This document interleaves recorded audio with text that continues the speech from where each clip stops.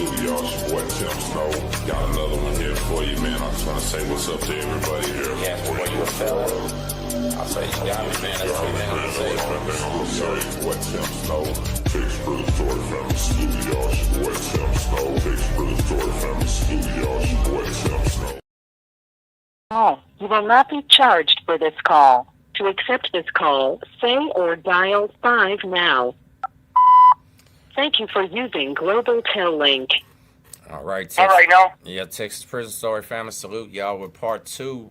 Back here with Mr. Brant, 2 Scoop Daniels. He's part of the big Aryan Brotherhood RICO indictment. Tonight we're going to talk about that, but we're also going to talk about a few other topics. There's a few things that he wants to get out there too, and he said it's an open book for me tonight, so I'm going to take advantage of it.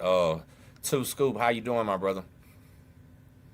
Oh, I'm good, man. I'm just chilling in the big house, you know? Yeah, that's the big house, for real, for real. So listen, we're going to start this off real and raw, right? I know from talking to you that you get a chance to watch, or not necessarily watch, but you get a chance to listen to a lot of the YouTubers, right? A lot of the prison genre, the prison creators, whatever you want to call us, I don't know, right? Whatever, prison YouTubers.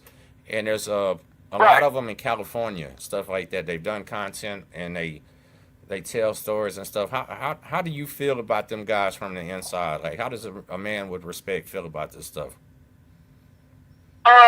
So real quick, bro. Yeah, I have an outlook on them dudes. Like I say on my, I got a YouTube channel, Solid Behind Blue Eyes. That's right. Come Hold check on us out, folks. 1 second. I tripped out.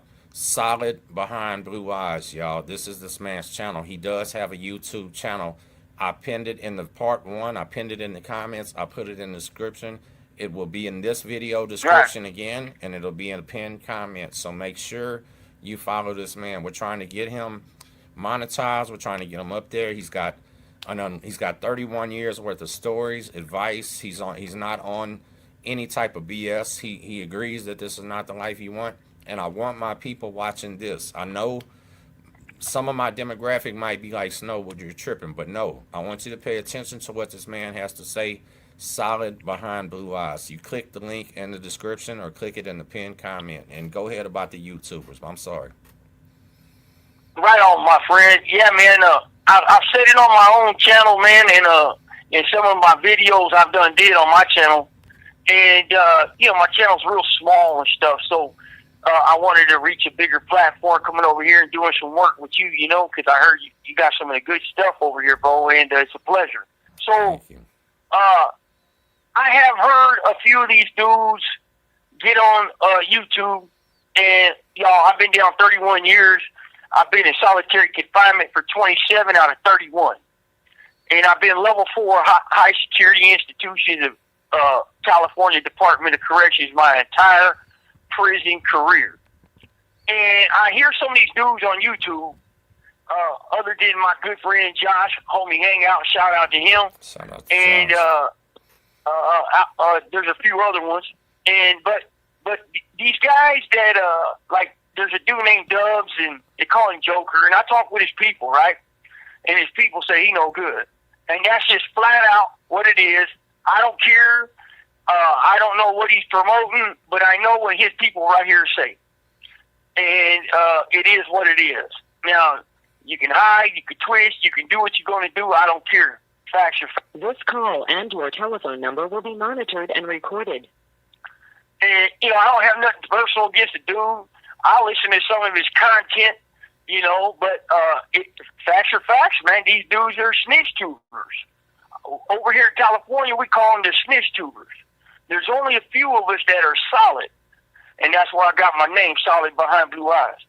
Now, there's another friend of mine, and you guys are going to hear it quite often, man, that, actives don't talk. That's a bunch of bullshit. My partner, Ronnie Yandel, has a YouTube himself, and what's the name of it? Shout it out. Shout his name out. What's his name is his YouTube name is Sunflower33. Sunflower33. He's got multiple videos on there. Recently, he was just attacked by the cops in handcuffs behind his back under escort lifted up in the air and slammed on his face and broke his back, his jaw, and 4 teeth out his mouth and knocked unconscious for passing a sweatshirt from him to another man. And so we get these dudes on this YouTube. They start running their mouth about us. Never even met us, don't know us, don't even know what the fuck we look like other than a picture. And, so this is why me and him decided, you know what? We got to step out and speak out. Because if we don't, then the snitch gets to control the narrative for law enforcement. So this is how it goes, folks, and I want you to pay attention. Snitch tells the law enforcement, a cop. The cop tells the DA. The DA tells the reporters. The reporters tell you guys. All along that chain up to you guys is contaminated. So we're here to tell you the facts. And I hope y'all heard that, man, because that's a legit thing. A lot of these YouTubers are bullshit, man. So you told me something, Scoops. Let me ask you something. You told me something, and I don't know if you want to say his name or not. I don't care, because it's how you feel, and you said it's real. When Ronnie Yandel got slammed, you said there was a particular YouTuber disrespecting him and saying things that he shouldn't say. How did y'all personally feel about this when you see this, man? So I did a response video to this dude, and I usually don't like doing that, right? And his name, we call him the Man Torta. The Man Torta. And that's what we call him. And if you go to my channel, I don't even want to say his fucking channel, bro, because that's going to give him publicity, and I'm not doing it. Go and say it. Go ahead and say it. Go ahead and say it. Here, 59J. 59J Renegade Media or whatever. Yeah. That's his name. So let me say something to you, Scoops. Listen, I don't have nothing personal against him or anybody else, but this is your chance to get your message out and how you feel about it. These men are speaking on you. They're making money. They're making a living. That video that he did, right. He made a few $1,000s disrespecting your brother. You have the right to do that, right? He's big enough to where we ain't sending him no clout. Right. We're just speaking on how you feel about him, right? That's all. Right. So here's what he did, and I'm gonna let y'all know. This guy came to prison, and he turned snitch. And he snitched on his whole crew and everybody else's crew. And then he went over to the snitches yard, the SNYPC, and joined a gang. And then he snitched on them dudes. So he flipped again, and then he paroled. And he's out there talking that he got integrity and honor. That's a bunch of bullshit, folks, and I'm here to tell you. I'm here to set the record straight. That guy reads books, or he don't even read books. He listens to stories, watches TV programs, and he makes them stories into his own, and he gets on his channel, and he wolfs this, that, and the other thing, and he gets paid for it. Then he completely disrespected my friend and my brother when my friend was slammed upside down by the cops while he was in handcuffs, totally defenseless. He couldn't even defend himself. There was no hostility. He dropped a sweatshirt at his neighbor's cell after the officer told him to go ahead and do it. Next thing you know, he's waking up in a gurney. His back is broke, his jaw is broke, and yet we are the bad guys. So they use these snitch tubers to get a narrative out to you guys that is completely false. False. And if you go to my channel, you'll see my response to him. I had a response video where I broke down his video. And this guy is promoting in his video. Now, if this was me, I want you guys to understand, if this was me promoting violence on staff and trying to provoke people into assaulting staff, I would be arrested. My cell would be tore up. My family would be in handcuffs. But because he's their puppet, it's okay. He gets on this video and he's disrespecting my friend. And he's like, why are you guys fighting it in the courts? Why are you going to file a lawsuit? What happened? You scared? You don't want to go to war on the man? And this guy has no idea about us, man. But this is IGI's, it's a gang unit of CDCR. That's their puppet. That is their cum sock. That's what we call them, cum socks. And so whenever they want something out there, they use him and Dubs. Those are their two dudes right there that they go to. And that comes from Dub's own people, not from me. I'm just passing the message. So that's the facts. And I want you guys to understand, a lot of these snitch tubers, they've done sold everybody out. They'll sell their sister out for a shot of dope. And that dude, 59J, he debriefed twice. He couldn't even make it on the SNY yard with, the chomos and the homos and the weirdos and the wackos and the sickos. He snitched on them dudes. So he gonna get on the internet and say he got integrity. Listen, so a man that tapped out 2 times is asking you why you're not killing a police officer. Can you imagine that? And that's pretty crazy, isn't it? That's sick, man. That is sick. That's fucking crazy. But because he's their puppet, bro, they let it go.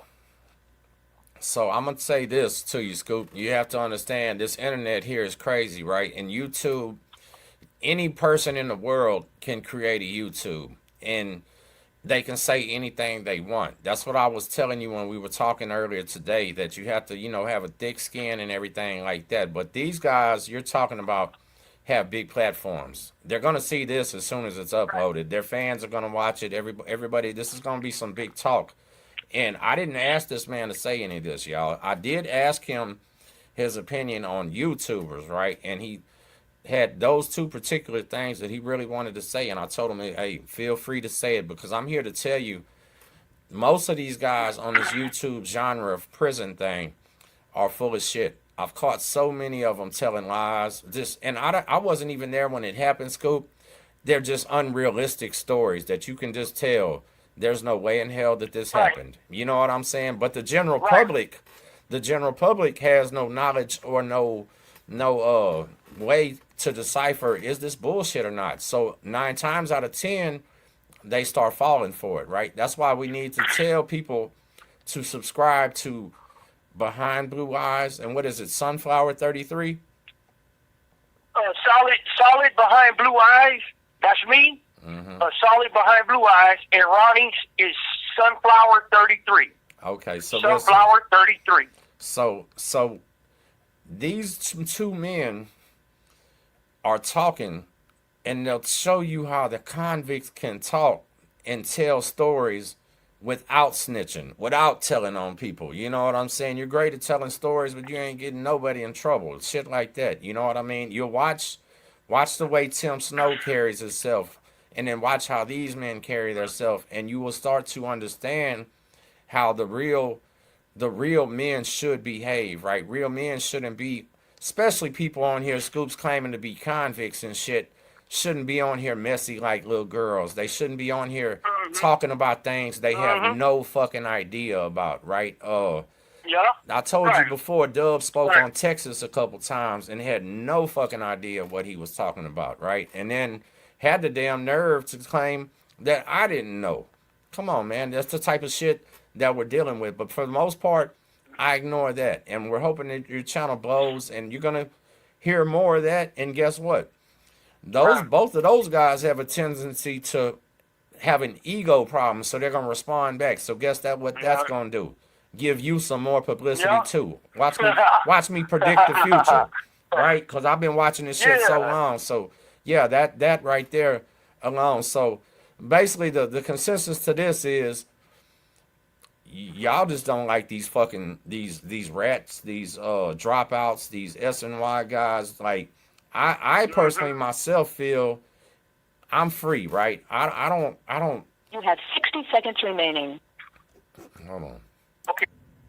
All right, y'all. You know the calls only last 15 minutes, so we got to restart it. But what I was getting ready to say is, and I was telling him, I'm a free man. I don't play prison politics no more.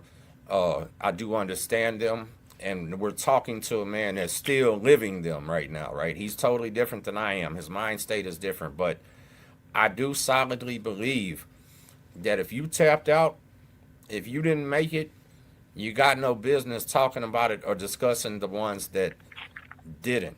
The guys that are still going through the struggle, the ones that are still holding it down, you should never disrespect them after you tapped out. And that's what I wanted to say, Scoops. Right on. Absolutely. And I agree. So let me add this real quick. Here's the thing, folks. These guys got out on the streets and parole. However they parole, they probably threw people under the bus on their way out because they couldn't debrief. Let me tell you something about this debriefing system. When they debrief these dudes, they have to write a history biography and an autobiography on their entire life. If they seen their mother smoking weed, they had to have snitched on their mother for smoking weed, or the IGI system, the gang unit, will not allow them to debrief, and they will threaten them. They will threaten them with going back to general population. So, you got this dude, 59J. He dropped out from the GP side, went to the S&Y side, joined the S&Y gang with a bunch of sicko weirdos and snitches. Then he dropped out over there, and he couldn't make it over there. And he don't get on this thing, and he has the audacity to get on this thing and disrespect my people, my homeboy, my brother, a man that I don't spent the last 20 years of my life hanging out with, a guy I know very well, and so, folks, I want to let y'all know, man. You go to my channel, Solid Behind Blue Eyes. I do question and answer sessions live on Mondays, 5:30, 6 p.m. You guys got questions? If I can answer them, I'll answer them straight up. But if they cross lines, I won't. I'm not willing to cross being GP and keeping my life in prison private as far as our laws and policies. I'll just tell you, sorry, man, I can't answer you. So if you got questions, come ask us on Monday nights. I got no problem, man. So I told him, check us out. I told him we're gonna get his wife set up on the StreamYard. We're gonna be able to schedule those lives, and I'm gonna share it out on my community tab. Since he's got enough respect here for me to come do this, I'm definitely gonna help him do that. Make sure you subscribe to his channel, but if you forget, pay attention when you're strolling through, and you'll see his shit scheduled for Monday, question and answers with a real non-dropout guy, Yep. right? He can answer them for you. Like you said, don't cross no lines. You know what I'm saying? So I hope everybody tunes in for that. Yeah, that'll be epic right there. So, yeah. Okay, so where we left off, let's go ahead and let me shake that right now because I think I took care of that, bro, and I appreciate you allowing me. I want to give your viewers a little bit of California knowledge on how we do California convict shit over here, right? A real GP convict, there's this stigma. Oh, they don't speak out. Well, for many, many years we have, and if we can write it on an inmate appeal, a lawsuit, or in a motion, we could talk to you about it. We could talk. This call and your telephone number will be monitored and recorded. If it's something I lived in prison with my own blue eyes, then I could talk to you about it as long as I ain't hurt nobody or as long as I ain't using names and shit like that. And I got a couple stories for you guys, and I'm going to save those for here in a minute. But as for, a California convict over here in our prison system, in the whole ass saying and shoe, we keep it very respectful. There ain't none of this loudness going on. It's professional. Most of the time it's professional. There's bumps in the road, right? We're not perfect. We're men. We men full of testosterone locked up in a box, But for the most part, man, we're not playing no games. We're not taking no shit from nobody, not even the staff or the administration. And, most of us over here that are GP with our integrity and honor intact, that haven't debriefed and locked up, we keep it professional, real, and upfront, honest, And that's how we are, man. That's how we are. And I've always kept it respectful no matter what. I don't care what you do on outside of my cell. That's a reflection on you. What I do myself in my domain, that's a reflection on me. Thanks. So, that's my outlook on prison life right there. No, so that was something that actually when I first started hearing about it, Scoots, when I heard about the shoe back there, how everything is professional, it shocked me because here they wild out in Texas, man. They might yell and scream all night. In the feds, I was in the federal shoe, man. We had guys beating and kicking on the doors, crazy shit because they felt untouchable. You know what I'm saying? And there was a couple incidences where people got touched. Yeah, people actually did get touched. The laws got tired of that shit themselves, so they allowed things to happen. So the way that y'all keep it like that, that's pretty cool. I can respect that, and I think it would probably surprise people to realize that these men that they portray y'all as monsters actually are back there well mannered. You know how much that'll shock people probably. Yeah, that's a trip, man. Because it's like most of the GPs, the general population, the active guys or whatever, we keep it professional, man. We're like, I'm not a monster, man. We're not boogeymen. We not fucking all that. We're just straight up men. Most of us are very smart and intellectual. Yo hablo español como Dios manda sin problemas. And I speak Spanish no problem. I learned Spanish language to be able to communicate with a whole different group of people. And I know the law a little bit. And most of us study. A lot of our days are studying and educating our mind and trying to educate the youth, because this is not the life, folks. And I agree with Tim. This is not the life. The life is out there, man. The life is out there. This is not cool. There's not one thing cool I could tell you about prison. Not one thing. So, Tim, if you don't mind, I want to go and get back and circle back to this Salinas Valley thing where I left off at yesterday. No, man, this is your show tonight. Whatever you want to do, brother. Okay, so as I was telling y'all yesterday, man, when I came out the shoe, I got out to a yard in Salinas Valley State Prison, level 4, 270, a 270 yard, it's a yard that's level 4, but it's like a level 3, a level 2 that these dudes got a couple Pruno beasts that made them level 4, and not a bunch of them been in the shoe. They've been real good in prison, trying to get, do their thing and go home, whatever. And they let me amongst these dudes. So when I get to this yard, like I said, it was a culture shock for myself, because I had been in the shoe almost 16 years flat for one entire stretch. And prison evolution had taken place.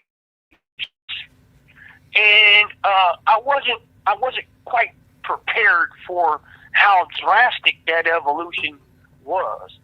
And so when I got to Salinas, the retaliation factor of CDCR was real. Like I said yesterday, they don't take a loss. They find a way to circumvent, manipulate, contrive, and get even and retaliate. They find a way. So from day one, I came off that van, special transport from Corcoran State Prison shoe to Salinas. From day one, they were already plotting my demise. The staff was. Well, lo and behold, I fell under this thing called Youth Offender Parole Board, SB 261. A few laws changed, and what that is if you were under 23 when you committed your original crime, you fall under this youth parole board where you can go and they have different standards of parole than an adult parole. And I try to get into these hearings, these meetings, and get all these educational things and self-help programs, but they would never let me. They would never let me because I was closed 8 custody. I couldn't be outside after 6 p.m. Well, but at 8 p.m., they let me go get my medication outside. It didn't make no sense. So, anyways, I go to this hearing, this board hearing, this parole board hearing, And I get in there, and the original prosecutor I told you guys in part 1, who railroaded my whole case and lied to the jury about my time, I'd only get a couple years, find me guilty. She's in there. And this broad has the audacity to tell the board and myself, you know, she said this, I spent the last 20 years wondering if I convicted the right man. She said it twice. She goes, you guys, I spent 20 years of my life wondering if I convicted the right bro out of the 2 that I convicted. Well, my little brother was involved, but his case got dropped. They only wanted me. And she said that I wondered if I convicted the right man for 20 years. And at that moment, I had never, ever felt so much anger in my life that this woman had convicted me, and nobody in that courtroom 20 years ago should have been more sure of their conviction than this woman who put me away for the rest of my life for a crime in which nobody got hurt. No medical attention needed at the scene per the police reports. So when she said this there, man, I canceled the thing. I said, I'm out of here because this is a fucking joke, you know? This is a joke. And 2 months later, I go to yard, and this is where I catch this case at. This white dude comes out the yard, and we have an argument. And there's a few people that know for 100% fact I did not go out to that yard with that bone crusher. They know I did not go out to the yard plotting to kill this dude with this bone crusher. They know I didn't take it out. They know I didn't touch it. I had nothing to do with it. Me and this dude get into an argument, and here's why. And I said it on my channel, bro. And I revealed it. This dude was tweaking. His jaw was moving 100 miles an hour. His pupils were huge. And he tells me this. Oh, I spoke to IGI this morning. That's what he said. He spoke to IGI this morning. And they wanted him to go around and touch somebody up for him. And they're going to break him off a little something, something. And he's thinking about doing it. That's what he said to me. Wow. To me, a motherfucker. He said this to me. And I told him, get the fuck away from me, man. And I took my glasses off, and I put them on the table. And I turned around. I said, I told you to get the fuck away from me. And the dude said, fuck you. And he threw hot coffee. And I got photographic evidence with hot coffee all over in front of my shirt, my neck, my chest, everything. And then he came out of his pocket. You have 60 seconds remaining. Let me call you back. Mm-hmm. You ready? The guy hit me with hot coffee. He hit me with hot coffee, and then he came out of his pocket, and I seen a shiny object. And when I seen a shiny object, all I remember doing was knocking him out, booty out with a left. I hit him so hard that was a wrap. And I got on him. And that's it. I don't remember nothing. Because your life on these yards in California can change in a blink of an eye. In my life right then and there, in that space, in that time, in that gravitational pull from the earth to the sun, my life changed. And that's a fact. Because he was dead. And I was alive. And there was blood everywhere. So there was berserker mode right there, huh? Yeah. You don't like I don't know how to put it, man, but I do know how to put it. When it comes time to doing your thing, or it comes time to protecting yourself or your loved ones, you hit this extra gear in your brain, and that's a wrap. Like, and you know, I got to work on that, man, and try to get the. Not go from 100 to 0 to 100, but like maybe hit 25 and then hit 50 on the way there, and you know what I'm saying. But yeah. So this thing changed my life, and I want y'all to know. The following weekend, my wife was bringing my grandson, my wonderful grandson, to meet me, and I was going to be the male figure in this kid's life. because he didn't have one, and I grew up without a male figure in my life, a father figure, right? And so, and this visit was scheduled for 7 days later, and I'll be damned if I was gonna fuck that visit off, man.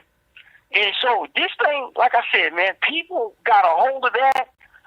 They put me in the hole with a bunch of fucking J-cats all around me. They cut my wings. They start manipulating the truth and controlling the narrative all over the state of California because of who I was. They went around lying. They got their fucking lames like 5-9J and Doves to lie. Dudes just like them dudes. Just like them dudes, folks. And they would lie like you wouldn't believe on me, man. I had dudes backstabbing like I was shocked at the backstabbers. That they would even dare smear my name or my friend's name and play this game. Now, I want y'all to know, we were attacked by CDCR as retaliation for the hunger strikes, the lawsuit, and the end hostilities. And they attacked us by way of disinformation, the propaganda machine, like they say the Russians use. Disinformation. This call and your telephone number will be monitored and recorded. To cause mass inner chaos. And they went around, because I didn't have no communication. I'm fucking isolated.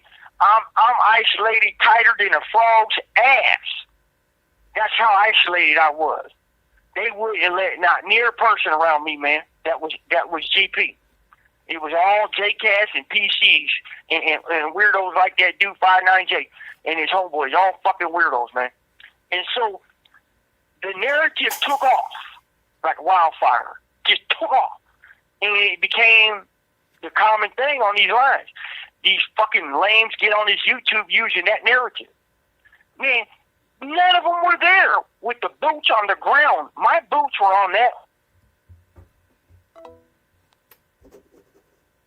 For this call. To accept this call, say or dial 5 now. All right. Thank you for using Global Tel Link. So we're back recording Okay, right now. now. You were just saying nobody had boots on the ground, didn't know what the hell they were talking about. Right. Nobody had boots on the ground, so they had no idea what the fuck actually happened, right? And there was a few facts of this issue I kept in my pocket for the right day, right time. And when it came the right time in court, I whispered in Ronnie's ear and I told him. And then when he came here, we hashed out all the facts, and I exposed a couple facts that matched up, and they were just flabbergasted, you know. We all were flabbergasted because they got attacked. I got attacked by this propaganda machine of a false narrative of disinformation and calumny. Calumny is the same, right? And it's like you know something's a lie, but you spread it anyway. So the people have to go on the defensive, right? And that's what they did. And I go to the shoe. I sat in Corcoran shoe for about 3.5 years, and I was getting ready to get out the shoe. But I went through some shit in Corcoran shoe too, bro. They were turning the heaters on in the cell in 110-degree weather. It was 99 degrees in our cell, man, and I developed a heart condition. You know, I got atrial fibrillation behind it. And I was like 6 months to the Mainline, being done with my shoe, and next thing you know, the fucking feds came out of nowhere and hit us with a massive RICO indictment in 2009 in the Eastern District of Sacramento. And in this fucking RICO case, folks, this thing is so pathetic and contrived, it's mind-blowing. I'm going to give you the overall view and facts of some of it. So, it was based on an alleged wiretap done on Ronnie's phone for 90 days. And they got several calls between me and him and other people. And, like, here's an example, man. There was a dude that got stabbed for a drug debt. He learned his lesson. Went to another prison. Got stabbed again and killed. He died. Well, when we're on the phone talking about it, I laughed. I thought it was funny.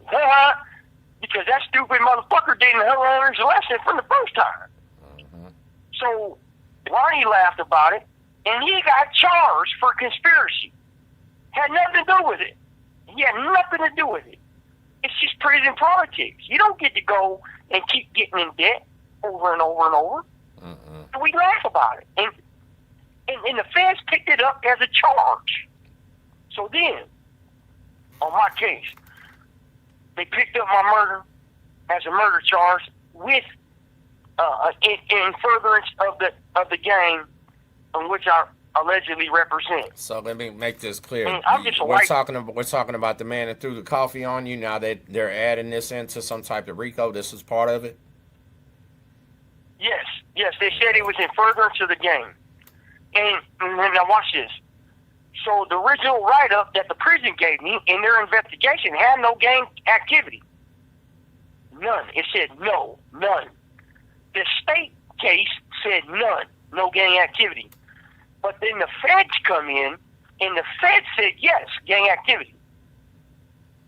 Gang activity. And the gang had nothing to do with it. Ronnie had nothing to do with it. But yet he got charged for it as a conspiracy. That they said he and I conspired to murder this dude. And yet he had no idea that this incident took place until 3 days after the fact. And they knew that. They knew he didn't know what happened. They knew he didn't even know the dude's name. They knew he had no idea of what happened in Salinas Valley until, I think it was 48 hours after the fact. So a month after that thing took place, I sent out a kite to a friend of mine. Said, please read this to Ronnie. Ronnie, this dude fucking did this. This dude I know you guys didn't know nothing, blah, blah, blah. Well, the pigs got the kite because Snitch gave it up. That kite was in the case. That kite proved Ronnie was innocent. And guess what happened? They still charged him. They still found him guilty on my crime in which he had nothing to do with, he didn't know about, had nothing to do with, none of it. That's the feds for you. That's the feds for you. That's the feds for you. And you know what? And you know what?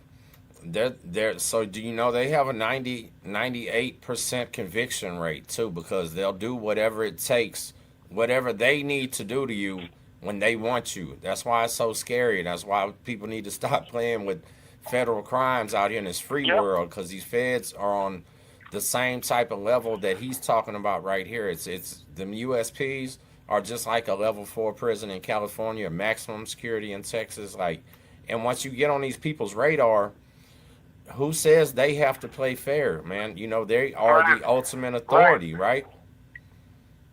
Right. So check this out. This call and your telephone number will be monitored and recorded. So during this case, I'm fighting a RICO case with the death penalty attached to it on a federal level. They're contemplating on giving us the death penalty. 5 of us: me, Ronnie, Billy, Pat, and Jake. And while they're downtown Sacramento County, I'm here in this prison. And while I'm here, I go through this incident where they bust a knife. They said he busted a knife in my cell. They said I was going to murder a cop. And which I've never had a beef with a cop in 26 years up to that point. Never in my career have I even had a staff assault, threat, violence, nothing like that against a cop. And all of a sudden they come up with this big old contrived story that I was plotting to kill a cop, blah, blah, blah. Well, they isolate me again and put me in a building with a bunch of wackos, JCAT, EOP people, and I'm the only dude there that's GP. And they told me the feds are coming to get you in a week. Well, they didn't come get me. They left me there for 6 months, this prison did. Now, here's the thing. I had just underwent 2 major spinal operations. I came back to the prison after 28 days in the hospital on the street, and they put me right in that JCAT unit. And there was no way I was sleeping. That JCAT unit reminds me of what you say about Texas, bro. Kicking the doors all day, smearing shit on themselves. Cops are coming by my door coughing, saying they got COVID. Just all types of foul shit. And so I just came out of double surgeries.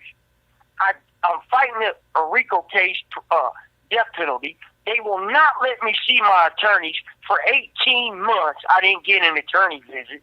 They wouldn't let them in. So all this crap was going on in a big old whirlwind of fuck scoops. Yeah, so hold on a second. And this is also the time, too, when you're saying that your mail is taking 28 to 30 days sometimes just to get a letter, huh? Right. Absolutely. Absolutely. And here's the thing. My legal mail, they were opening 5 times in a row. 5 times. 5 times. They opened my legal mail. So now I can't get legal visits. I can't get legal mail. And I get one legal phone call a week. One.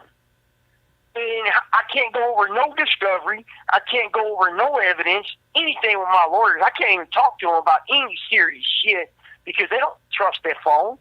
And I don't trust it either. So I was sitting there fighting this case. I got all this other shit. I'm trying to heal. I had my spine that got fused. You know, I've had a bunch of failed back surgeries, like at Pelican Bay when that doctor told me to debrief and he'll fix my back. The whole 9 yards. You know, so it all turned into a big clusterfuck of fuck scoops, right? And well, lo and behold, my attorneys file motions in the case to get me moved out the unit and to get me attorney visits. And finally, they moved me out the unit 6 months later. 6 months now. And they bring me back to this unit I'm in now that I've been currently in for 4 years. And, you know, I've been pepper sprayed underneath the door. Motherfucker walked by my cell, sprayed me underneath my door. I'm sitting here at the desk writing my wife. For absolutely... This call and your telephone number will be monitored and recorded. They pepper sprayed me for no reason at all. I didn't say nothing. I still won't say who did it. That's my business. He knows who did it. And when I get with him, we'll talk about it. We'll have a real man-to-man conversation. We'll chit-chat. We will have a chit-chat about it. And that's about it. And, but I've been through a lot, man. I've been through a lot. And it is what it is, though. It's the name of the game. So let me ask you something, though. I knew the job was tough. On the RICO case, they were trying to give you the death penalty, and that's what I kept reading in the newspaper, seeing on the internet, is that they're trying to give these 5 men the death penalty. What sentence did y'all end up with? I ended up with a life sentence in the federal penitentiary. We all did.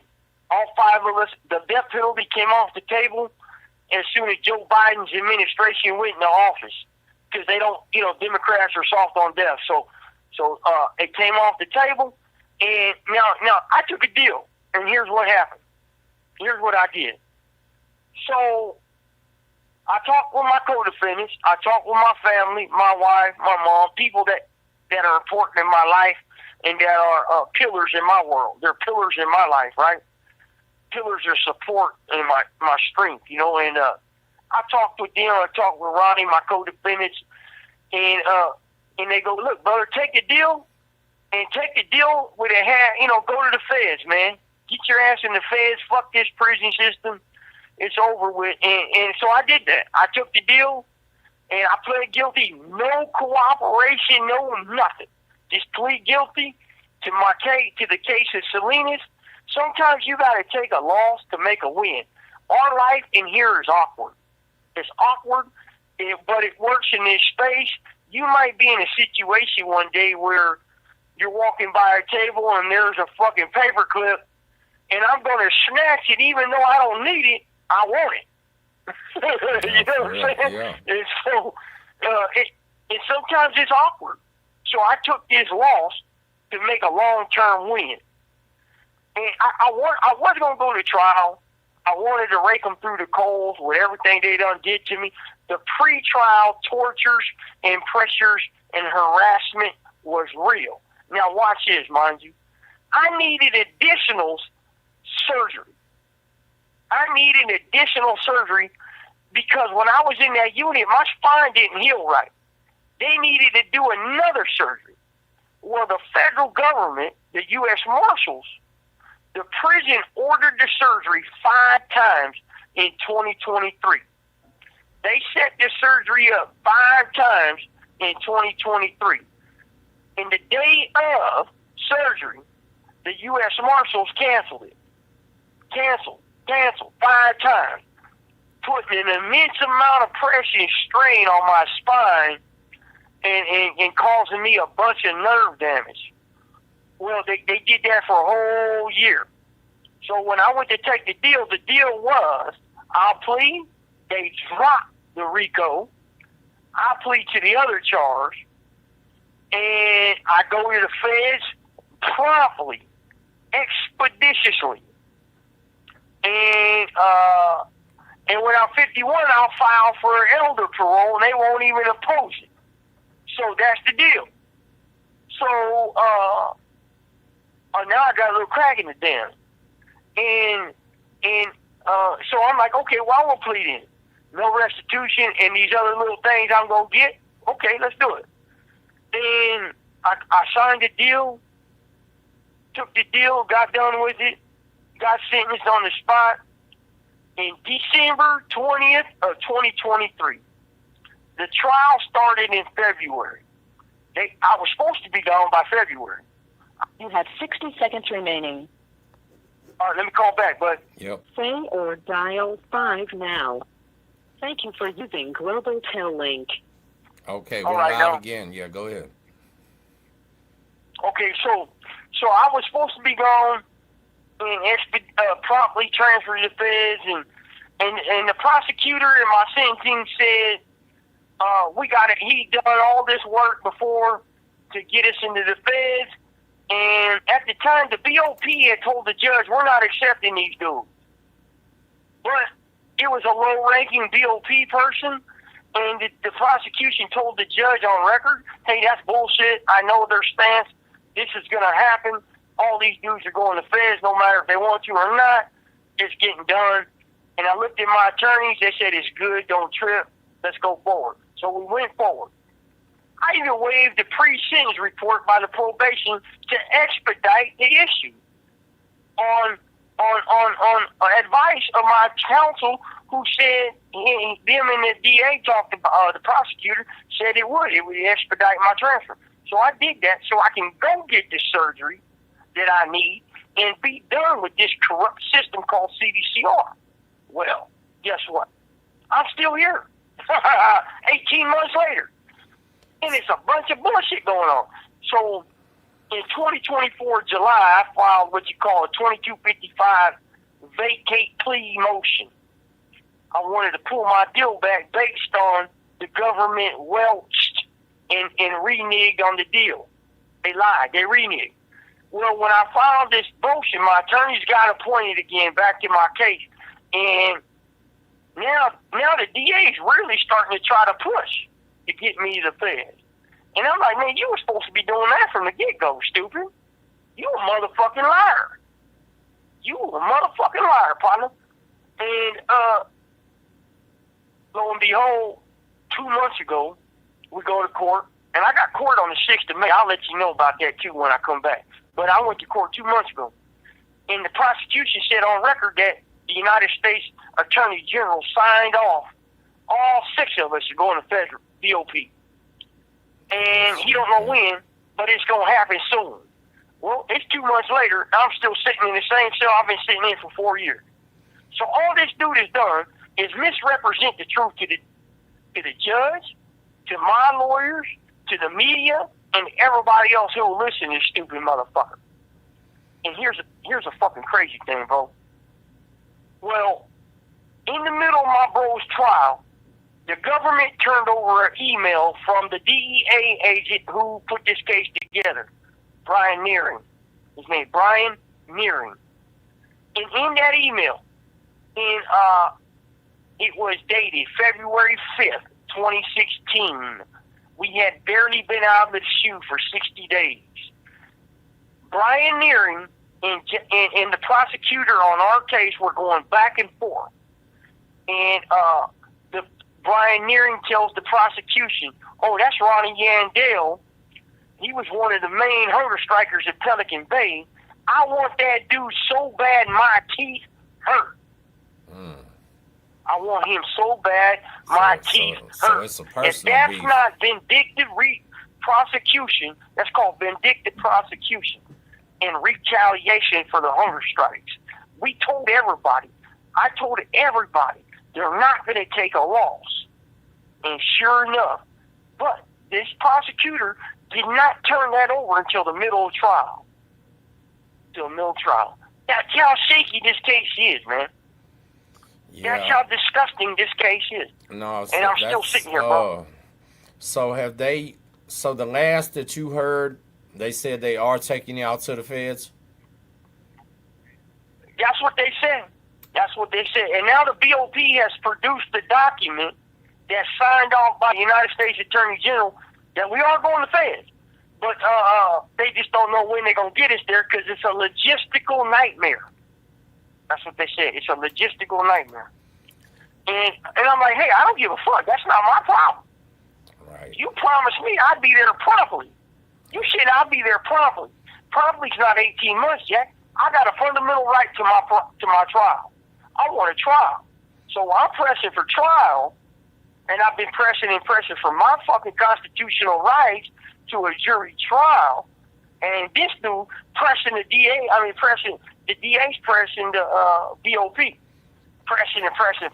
Listen, Because they know he don't want damn to see me well, in trial. Scoop, they know damn well if they got to run you back to trial, that it's going to take a long time. It's going to be really expensive. There's no telling what the outcome may be again. I feel like in their best interest, just give you what you want, man. Like, why are they even bucking this? Let this man Right. go to the feds. What's the problem, right? Like at this point, I believe you're going to go. They've come up with all types of excuses. The MS-13 dudes being sent to El Salvador. They've had 150 excuses to Sunday, man, and I'm not even hearing it no more. I don't care. I'm numb to it. I don't care. I want my trial, bro. This call and your telephone number will be monitored and recorded. Here's why. That DA knows I fight. That DA knows I fought this case as if I was fighting a civil lawsuit and I'm prosecuting the case. Like, I'm going after him and his integrity. I'm going after the integrity of the staff and the cops that put the case together because, okay, so you got some evidence, right? You're in court. Okay, you got this evidence, but the dude that's telling the evidence and his theory to the jury is a lying motherfucker, and he's proven to be a liar multiple times to the judge, to us, and everybody in the courtroom. How can you even trust him or the evidence he's trying to relay to the jury? That's contaminated. So, and he knows he don't want to see me in trial, bro. He knows. Because I'm throwing everything out there. It's on the crack. So basically, listen, let me explain something to the viewers. Scoop, no, he already pled guilty to this murder. He's now basically saying, take him to the feds or I'm about to drag y'all ass through the dirt. And that's what he's saying right here, y'all. And that's what's going to happen. And the people the federal people themselves will watch this, Scoop. They're going to see this, I promise you, right? So they need to understand this is the choice this man is giving you. Like, either send him to the feds, let him go on with his life, or y'all about to have to talk about a lot of things that you don't want to talk about again. You don't want to be brought to the forefront. And he knows he's probably going to be found guilty, but he's going to get his get back during this trial. And that's, to me, would be enough reason why they need to go ahead and just get you up in there. You know what I'm saying? Like, let you live your life. Let me tell you something too, bro. So I took a deal for manslaughter, and I was supposed to get 22 years, 11 doubled up with my crime. This little old man. So he wasn't part of the case. At the original case, he was, because he came over and he was pissed off and he started beating up on old boy after I had gotten down because he was pissed off that this had happened. And he was like, "No, man, the big dog ain't going without the little dog. I'm going with him." And I'm like, "Man, dude, what the fuck?" Well, anyways, so when that went down, they knew that I did not bring them that weapon out. They knew I had nothing to do with that weapon. This call and your telephone number will be monitored and recorded. And so check this out. When my attorneys were given my C file, it's our prison file, the prison removed the confidential part. It's a sub file. They took it out. Now check this out. So I've been fighting this case handicapped. Had I known that they took out that part of my file, I would have never taken this deal. And here's why. I got some of that shit on the confidential material after I was convicted on this on the federal case. I took a deal. I went to what they call a board hearing, a DRB hearing, which is part of the Asker case, where they determine where they're going to send you. And they gave me, in October of last year, 2024, 86 documents, Tim, 86 documents that said this thing is Salinas was not gang related. And that comes from all their snitches throughout CDCR.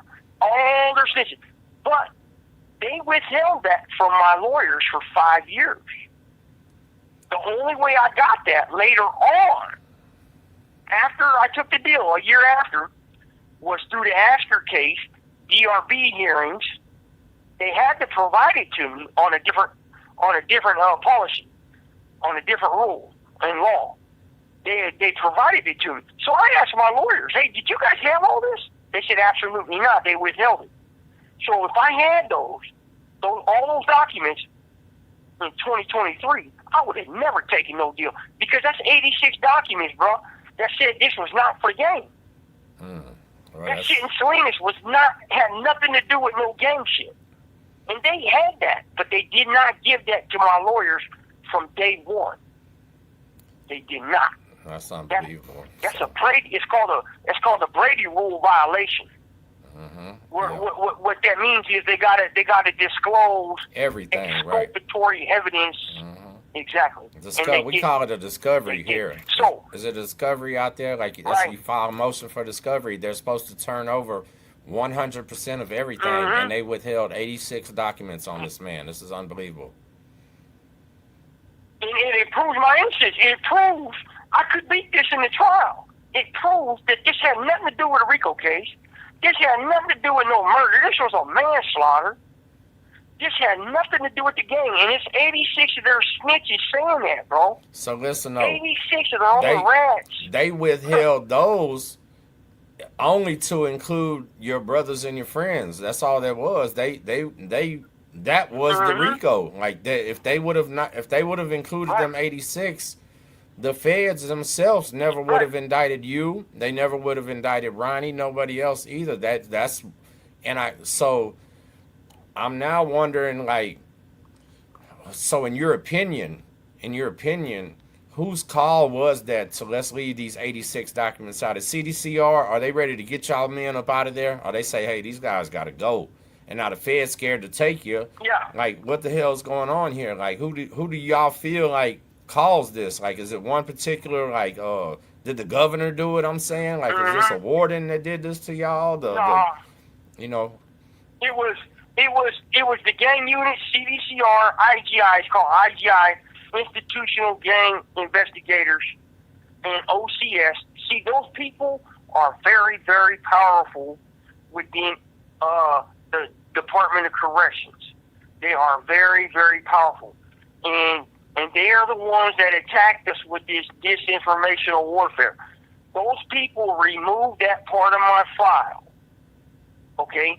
Because, one, that would have gave me a fighting chance in trial to say, hey, this was not for no gang. And it never was.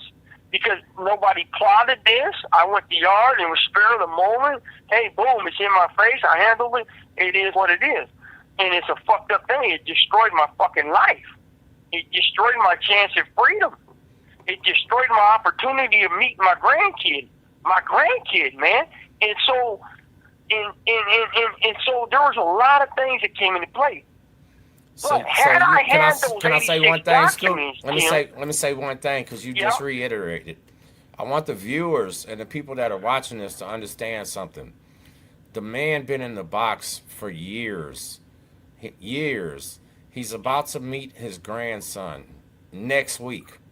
Had this been premeditated, had this been some type of gang hit, something like that, for one, it would have never happened before that visit.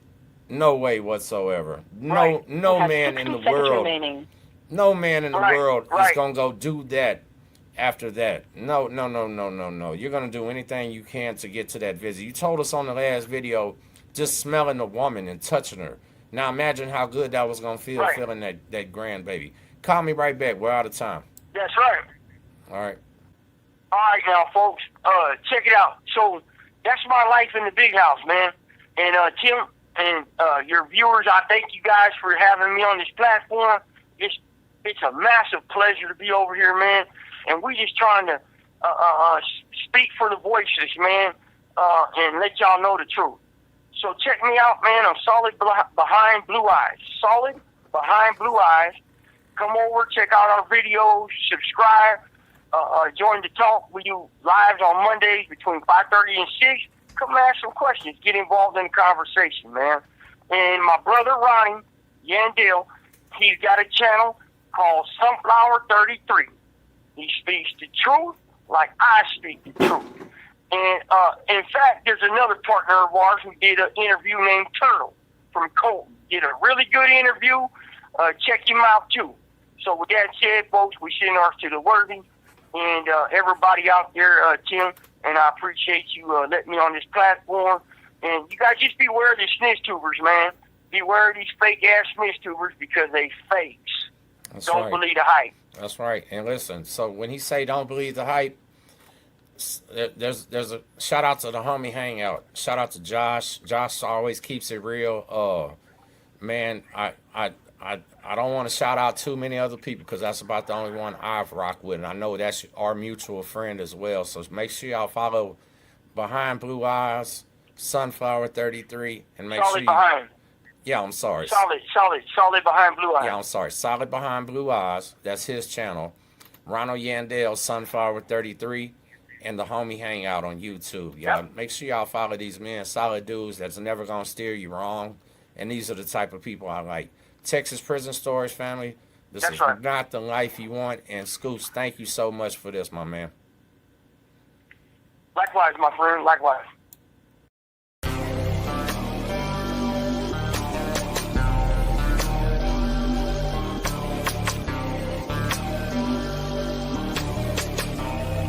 Man, if y'all ain't subscribed to him, check it out. Texas Prison Story Family Studios. Your boy Tim Snow.